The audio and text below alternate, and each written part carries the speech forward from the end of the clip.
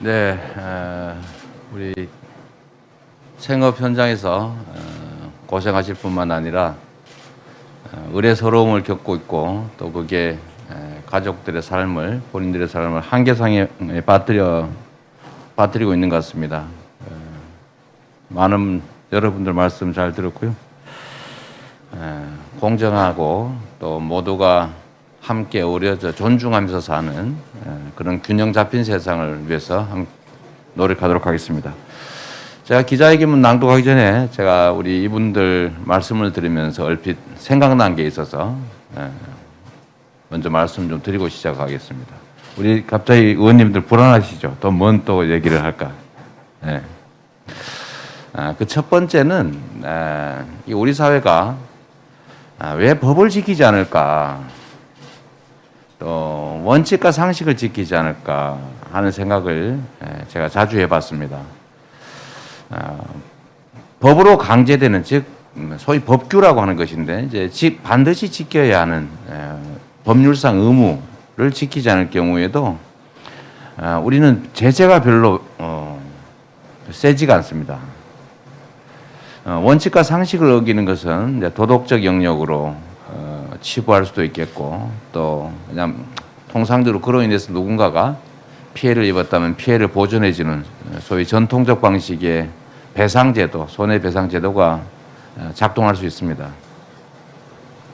그런데 일정한 강자의 위치를 가진 소위 갑이라고 불리는 지위를 가진 집단 또는 기업, 개인이 그 강자의 지위를 이용해서 불법적으로 법규, 즉 법률을 어기면서 약자들에게 피해를 입히고 부당한 이익을 취했다라고 할 경우에 이 약자들은 다수인데다가 피해액이 소수지만 강자는 다수를 상대로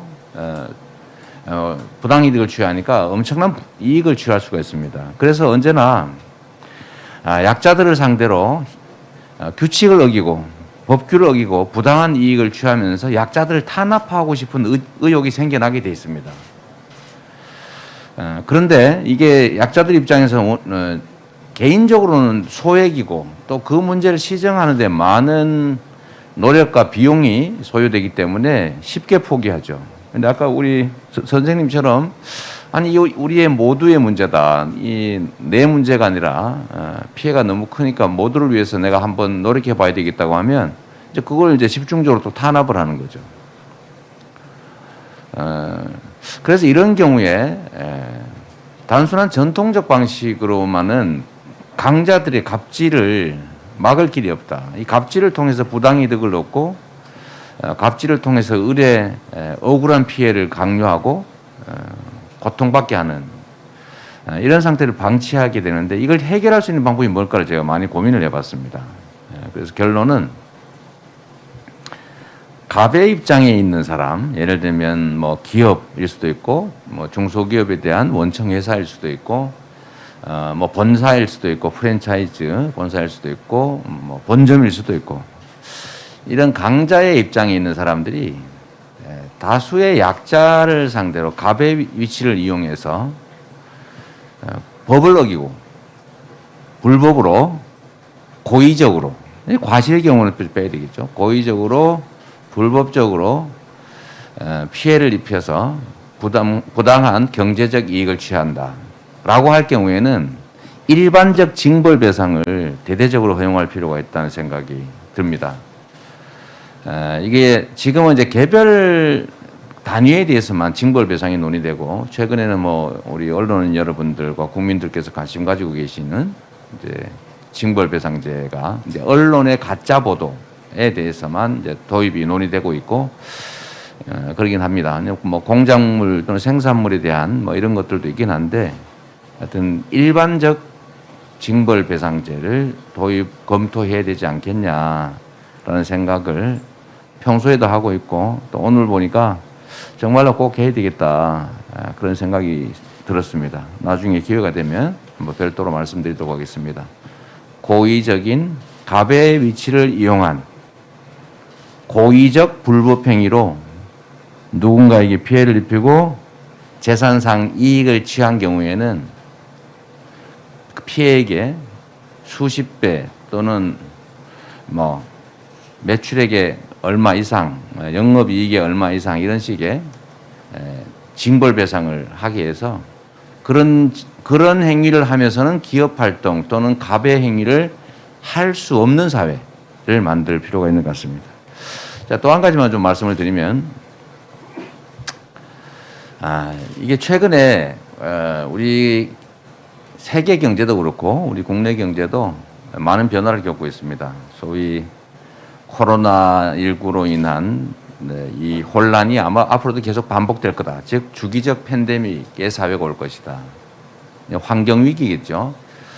두 번째는 기후 위기로 불리는 이제 재생에너지 사회로의 또는 저탄소 사회로의 대전환이라고 하는 게 또 기다리고 있고, 또 하나는 4차 산업혁명이라고 하는 디지털 대전환이라고 하는 게 우리 앞에 놓여 있습니다. 뭐 그 외에도 많은 변화들이 있긴 하지만 이 세 가지로 표현되는 이 변화는 과거의 양적 변화와는 전혀 다른 새로운 질적 변화를 말하고 있는 거죠. 이 질적 변화의 시기에는 과거 양적 변화의 시기에 사용하던 정책들을 확장판을 내거나 개량해서는 대응이 불가능합니다. 즉 질적으로 변한 사회에는 질적인 새로운 정책들이 있어야 대응이 가능한 거죠. 그런데 지금 우리 경제라고 하는 게 이제 생태계라고 보통 불리는데요. 이 생태계는 이제 토양 속의 미생물, 그 다음에 토양 위에 자라는 풀과 나무들, 그리고 그 속에서 자라는 메뚜기와 토끼와 뭐 참새와 그 위에 또 호랑이, 이렇게 생태계가 이루어져 있는데 이 중에 최강자라고 할 최상위 포식자인 이제 호랑이나 또는 뭐 맹수들은 자기가 배고플 때만 잡아먹지 이걸 보여주기 위해서 또는 쌓아놓기 위해서 저축하기 위해서 잡지는 않습니다. 이게 생태계가 유지가 되죠. 그런데 인간의 경제 생태계는 인간의 욕망 때문에 꼭 필요하지 않아도 쌓아놓기 위해서, 과시하기 위해서, 저축하기 위해서 불필요한 포획을 하기도 하는 거죠. 근데 이걸 통제하는 게 정부입니다. 시장은 자유로워야 하지만 시장에 대한 이 공정한 질서가 작동하도록 하는 규제와 감시는 반드시 필요하죠. 그런데 지금 전 세계가 소위 양극화라고 하는 문제를 안고 있습니다. 세계 경제 기구들도 양극화를 완화하는 것이 성장의 길이다라고 공식적으로 공언하고 전 세계 양극화 완화를 통한 성장을 권유하고 있죠. 포용 성장이라고 보통 하지 않습니까? 그리고 또 한 가지 문제는 이 힘의 불균형이 너무 심화되고 있다는 거죠. 소위 갑과 을로 표현되는 힘의 불균형, 대기업과 중소기업, 뭐 가맹점 본사와 가맹점들, 대리점 본사와 대리점주들, 정규직과 비정규직, 또는 남성과 여성, 또 수도권과 지역, 하여튼 이 모든 분야의 균형들이 깨지면서 불균형, 즉 양극화 또는 불평등, 불공정이 극대화되고, 이게 우리 사회의 자원과 기회들을 비효율적으로 배치해서 효율성을 발휘하지 못하도록 만들고 있고, 이게 이제 저성장의 한 원인이 되고 있습니다. 그런데 이러한 질적 전환의 시기에 우리가 어떻게 대응할지를 보여준 대표적인 역사적 사례가 있습니다. 그게 뭐냐면 대공황 시대의 루즈벨트의 뉴딜 정책입니다. 그래서 요새 뭐 신뉴딜 얘기도 많이 나오긴 하는데, 이 뉴딜 정책이 여러 가지 새로운 그야말로 뉴딜이 작동하는데, 거기는 조세 제도라든지 중산층 지원 제도, 복지 제도 여러 가지가 있는데, 그 중에 제가 제일 관심 있게 지켜보는 부분은 바로 노동자들의 단결권 강화입니다. 그 이전에는 자유로움, 무한 경쟁, 승자 독식, 이게 너무 당연시돼서 기업끼리는 다 카르텔 만들어서 독점화하고, 또 노동자들은 개인적으로 교섭해야 된다, 기업과. 근데 노동자들이 단체를 만들어서 집단적으로 회사에 압박을 가하는 것은 이거는 반란행위다. 사회 질서, 사회 치안을 해치는 범죄다. 이렇게 해서 처벌을 했는데 그게 결국 어떤 결과를 빚었냐면 각 분야별 또 주체별의 균형이 깨지면서 사실 소수의 강자들을 양산해내고 이 소수의 강자들이 제재 없이 무한의 자유를 누리다가 보니까 경제 생태계가 깨져버린 게 바로 대공황입니다. 근데 이 중에 이제 대응 방식은 여러 가지가 있지만 그때 당시에 루즈벨트 대통령이 취했던 정책 중에 하나가 바로 약자들의 단결권을 허용해서 강자들과 대등하게 협상할 힘을 만들어준 거죠. 단체 행동권을 다 인정해주고 보호해주고 과거에는 탄압했지만 보호해줘서 미국의 노동자들이 중산층으로 성장하면서 미국의 50년 장기 호황을 만들어낸 토대가 됐습니다. 지금 우리나라 대한민국에는 이런 조항이 있죠. 대리점들이 또는 하청업체들이 또는 뭐 1, 2차 벤더들이 단체를 만들어서 협상을 시도하면 공정거래법 위반이죠. 모이지 마라. 그리고 집단으로 대응하지 마라. 각자 따로따로 해야 된다. 이게 우리 사회에 현재 정해진 원칙입니다. 근데 그 중에 이제 유일하게 뭐 대리점 이런 데는 겨우 법을 바꿔가지고 여기는 단체 결성해서 얘기해도 된다라고 했는데 문제는 안 들어주면 그만인 거죠. 그것도 단체 행동할 수도 없고. 그래서 이 문제도 우리가 좀 근본적으로 공정한 사회의 공정성을 회복해서 그 공정성 속에서 우리가 새로운 성장의 기회를 만들어내려면 각 분야별로 힘의 균형을 반드시 이뤄내야 된다. 그리고 갑질 못하게 막아야 된다. 그리고 우월한 지위를 이용해서 부당한 이익을 취할 수 없게 해야 된다라는 거죠. 뭐 우월한 지위를 이용해서 부당한 이익을 취하는 대표적 케이스가 이 소위 일부 플랫폼 사업체들의 이제 폭리 행위죠. 하여튼 제가 미리 기자회견 전에 드리는 말씀이 좀 길었습니다만 어쨌든 우리가 공정한 사회로 가야 되고 공정한 사회로 가는 길의 핵심은 각 분야의 힘의 균형을 회복하는 것이고 시장 역시도 공정한 경쟁이 가능한 사회라야 혁신과 창의가 가능하다. 그걸 통해서 우리가 기업 활동이 활성화되고 사람들 모두가 희망을 가지고 열정을 바치는 공정한 사회가 되고 그걸 통해서 우리가 새롭게 성장하는 사회로 갈 수 있다는 말씀을 꼭 드리고 싶었습니다. 네, 기자회견문을 간단히 낭독하도록 하겠습니다. 코로나 팬데믹이 1년 8개월 동안 이어지면서 소상공인과 자영업자의 고통이 가중되고 있습니다. 빚으로 버티는 것도 이미 한계에 도달했습니다. 자영업자 대출은 올해 3월 831조 8천억에 이르고 이게 2019년 12월 대비해서는 무려 146조 원이 증가한 수치입니다. 하루 평균 1,000개 이상 점포가 문을 닫고 줄 폐업하고 있습니다. 오죽하면 코로나로 병들어 죽기 전에 굶어 죽겠다는 얘기가 들리고 있습니다.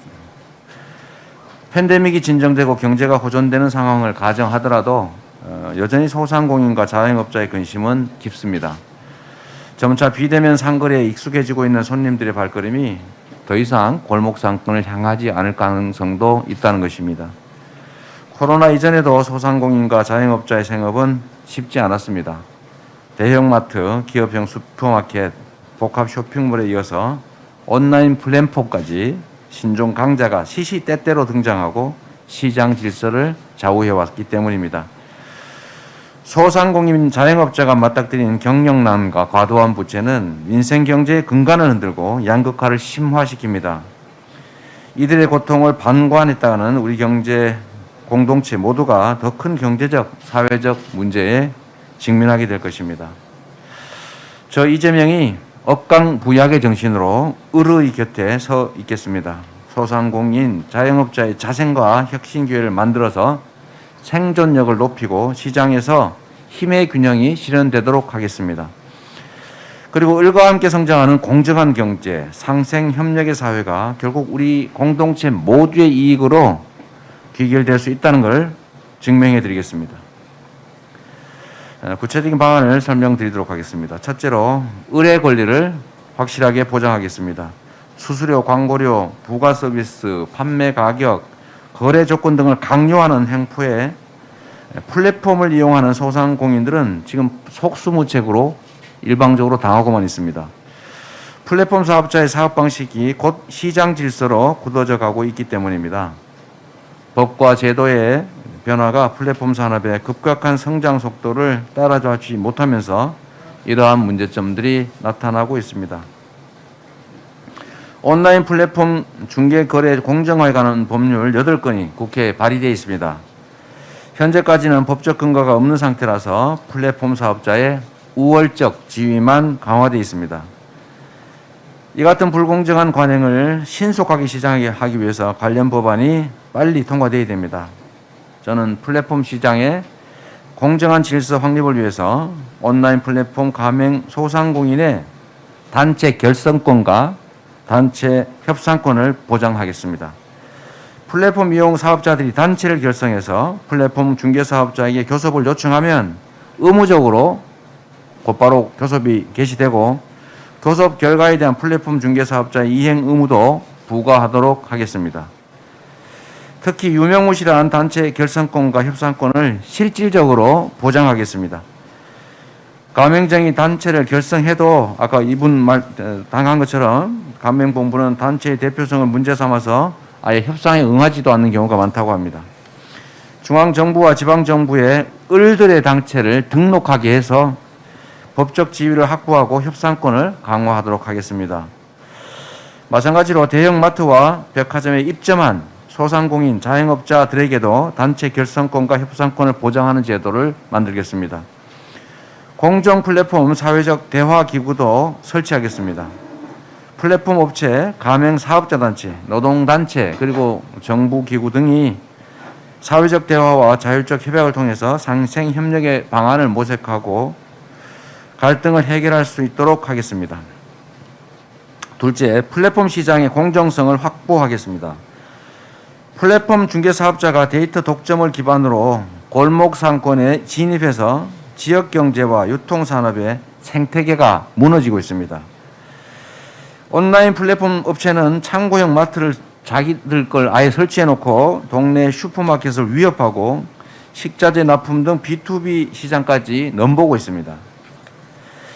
직매입이 전체 매출의 90% 이상을 차지하는 플랫폼 업체가 이게 중개 사업자겠습니까? 이거는 이미 유통업체입니다. 이게 중개 사업자가 아니다라는 지적이 공감대를 얻고 있습니다. 플랫폼 중개 사업자가 골목시장 영업까지 문어발식으로 확장을 하지만 온라인 사업자라는 이유로 오프라인 사업자와 달리 규제 사각지대에 방치되어 있습니다.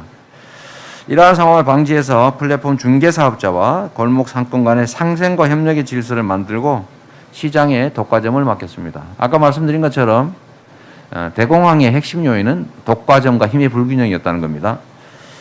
경기도 공공배달의 배달특급이 지난해 12월 서비스를 개시했는데 3개월 만에 거래액 100억을 넘었고 지난 8월에는 도내 23개 시군의 누적 거래액이 500억을 돌파했습니다. 하나 추가로 더 말씀드리면 상당한 수의 시군들이 이미 이 민간 배달의 독점 배달에 보다 경쟁력을 더 가져서 앞으로 치고 나가고 있다는 말씀도 드립니다. 이미 시장을 독식해온 거대 플랫폼 앱에 맞서기 어려울 것이다 라는 시중의 우려를 불식시키고 이렇게 괄목할 만한 성과를 낸 것입니다. 이러한 배경에는 각 지방정부의 특화된 소비자 혜택 등 지역 밀착 사업과 지역 상인단체의 적극적인 참여가 있었다는 말씀을 드립니다. 배달 특급의 성장 노하우를 바탕으로 공공 플랫폼을 전국으로 확장하고 통합 운영 시스템을 구축하겠습니다. 플랫폼 가맹점, 노동자, 소비자 모두에게 편익이 돌아가는 다양한 상생, 협업 운영 모델을 개발하고 고도화시키겠습니다. 배달앱과 관련돼서 많은 지적, 시장의 공공이 침투해서 시장의 자율성을 훼손했다 이런 지적이 있는 것을 알고 있습니다만 그건 전혀 사실이 아니라는 말씀을 먼저 하나 또 드리겠습니다. 왜냐하면 저는 혁신의 결과는 존중합니다. 그러나 혁신의 결과가 아니고 단순한 독점의 결과로 부당한 이익을 취하는 것은 이거는 정상적 시장이 아니라 그야말로 대공황을 유발시켰던 잘못된 반드시 시정되어야 될 불공정한 거래 행위다. 그렇기 때문에 이 독점을 통한 부당이익을 막고 혁신이 가능한 실질적으로 공정하고 창의적인 생태계와 시장을 만들어낼 필요가 있습니다. 만약에 이 배달 앱이 음식 배달 앱이 혁신의 결과였다면 그 공공 영역이 순식간에 어떻게 따라잡아서 추월할 수 있겠습니까? 결국 이건 독점의 결과라는 측면이 더 강하기 때문이죠. 세 번째로 코로나 팬데믹 재난으로부터 소상공인과 자영업자를 지켜내겠습니다. 코로나 팬데믹으로부터 소상공인과 자영업자의 피해를 보상하기 위한 손실보상법, 즉 소상공인 보호와 지원에 관한 법률이 지난 7월 제정되면서 손실보상의 법적 근거가 마련됐습니다. 시행령을 만드는 과정에서 대상 범위를 넓히고 실제 피해가 보상에 반영될 수 있도록 해야 합니다. 우리 정부가 손실보상뿐만 아니라 재난위로금 지급, 금융지원 확대 등 여러 대책을 실시 중이지만 민생 현장의 절규는 여전합니다. 기존 대책에 더해서 인건비와 임대료 등 고정비까지 포함하는 한국형 급여 보호 프로그램, 소위 PPP라고 하는 도입 방안을 검토하겠습니다. 폐업하는 소상공인에 대한 지원도 확대하겠습니다. 생존에 기로해서 폐업을 선택하는 분들께는 최소한 대출금 상환만큼은 유예할 수 있을 겁니다. 폐업 소상공인이 실용불량이 빠지지 않고 원활하게 재기해서 정상적인 경제 활동이 가능하도록 하겠습니다. 지난 8일에 더불어민주당 윤호중 원내대표께서 교섭단체 대표연설을 통해서 한국은행의 서민과 자영업자의 이자 감면을 위한 정책금융 확대, 금융중개 지원 대출의 소상공인 지원 비중 확대, 포용적 완화 정책으로의 전환을 제안하셨습니다. 윤 원내대표님의 제안을 진심으로 환영합니다. 벼랑 끝에선 소상공인과 자영업자의 부채 위기를 완화하는 획기적 금융정책 시행을 위해서 저도 힘을 보태드리겠습니다. 네 번째, 코로나 팬데믹으로 인한 임차 상인의 임대료 부담을 완화하겠습니다. 코로나 팬데믹이 진정되기 전까지는 임차 상인의 임대료 연체로 인한 계약 해지, 갱신 거절, 강제 퇴거를 금지하겠습니다. 체납된 월세 강제 이행도 할 수 없도록 조치하겠습니다. 폐업하는 임차 상인에게는 임대차 기간이 남아 있어도 임대차 계약을 해지할 수 있는 권리를 부여하겠습니다. 경기 회복 수준을 감안해서 올해 말 완료 예정인 착한 임대인 운동의 세액 감면 기간도 연장하도록 하겠습니다. 임대료 감액 청구권 제도와 임대차 분쟁 조정 제도의 실효성을 확보하겠습니다. 기존의 임대 분쟁 조정은 임대인이 응하지 않으면 각하됩니다. 그래서 비싼 소송 비용을 치러서 분쟁을 조정하거나 조정을 포기하게 만드는 구조입니다. 지난해 임대차 분쟁 조정 신청건 중에 약 90%는 조정이 개시조차 되지 못했습니다.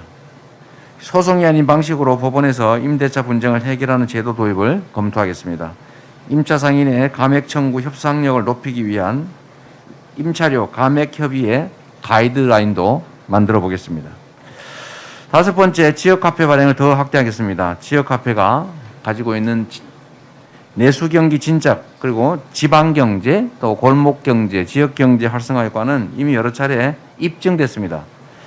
특히 기한이 정해진 소멸성 지역 화폐로 지급했던 경기도 재난 기본소득은 명절 대목 같다라는 상인들의 반응이 있을 정도로 체감도가 높았고 공식 통계상으로도 그 유효성이 입증됐습니다. 전국의 지역화폐 발행 규모는 2018년 3,700억 원에서 2019년 2조 3천억, 2020년 9조 원, 올해는 추경을 포함해서 20조 원으로 크게 늘고 있습니다. 행정안전부의 내년도 수요조사 결과는 26조 원 규모입니다. 이 같은 지방정부의 수요를 고려해서 지역화폐 발행 규모를 더 확대하겠습니다. 제가 이미 공약으로 발표한 기본소득을 비롯해서 각종 현금성 복지 지출을 소멸성 지역화폐로 지급하면 지역경제 활성화와 소비 진작에 엄청난 효과가 있을 것으로 생각됩니다. 그런데 안타깝게도 우리 존경하는 홍남기 부총리께서 또 지역화폐 지원 예산을 77%나 삭감했습니다. 도대체 이해가 안 됩니다. 따뜻한 안방에서 지내다 보면 그 진짜 북풍 한설 부는 들판의 고통을 알기 어렵습니다. 지금 아직 코로나가 끝나지도 않았는데 코로나가 끝난 걸 전제로 이건 코로나 대응 예산이니까 내년에는 대폭 삭감하겠다 이런 태도를 도대체 이해할 수가 없습니다.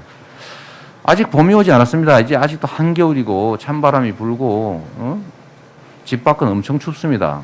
그런데 곧 봄이 올 테니까 내년 예산에는 따뜻한 걸 전제로 지원을 하지 않겠다 이런 생각을 어떻게 할 수 있는지 궁금합니다.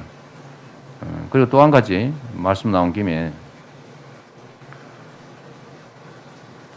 광역버스를 국가사무로 바꿨으면 나란 일 하면 나라가 돈을 내야지.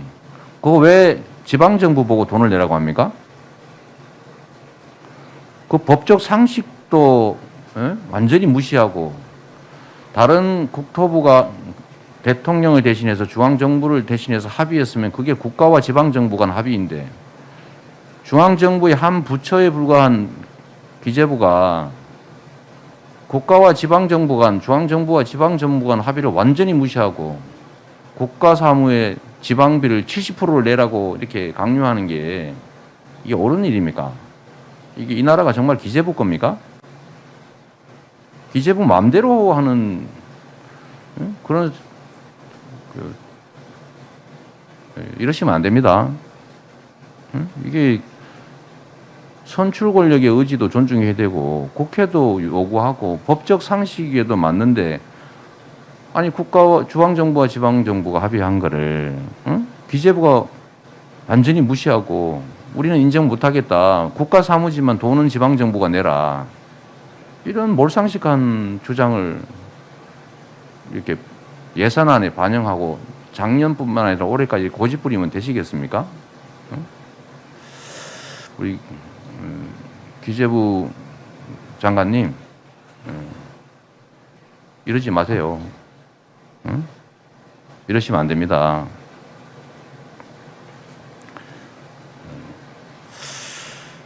특히 지역화폐 예산 77% 깎으신 거 아마 국회에서 다시 심의과정에 논의가 되겠지만 다시 원래대로 증액할 뿐만 아니라 행정안전부가 요청하는 대로 올해보다 내년에 더 증액하도록 꼭 요청드립니다.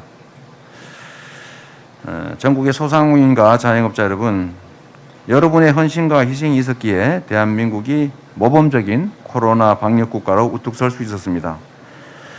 그동안의 노고에 진심으로 감사드립니다. 그리고 죄송합니다.